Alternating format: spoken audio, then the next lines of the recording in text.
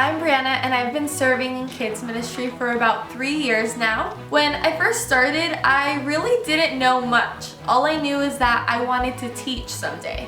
So I started off right away with a leader. She took me under her wing and she started teaching me the basics. I started off by watching her on stage. She taught me to observe her, to observe the way she used her voice, the way she engaged the children, and I did this for several weeks until it was time for me to go on stage with her.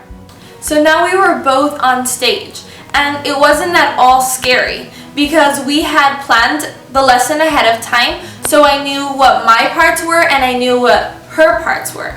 And we did this again for several weeks. After each lesson, we'd also talk about what my strengths were and what I could grow in. Now the day came for me to do it by myself. And at that point, I didn't feel nervous at all for her to be watching me because the roles were completely switched. I actually felt really comfortable because we had been doing it together for several months.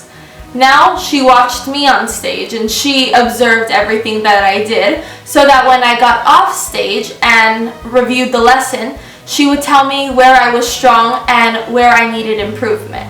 Having been part of a process like this has taught me how to train someone else.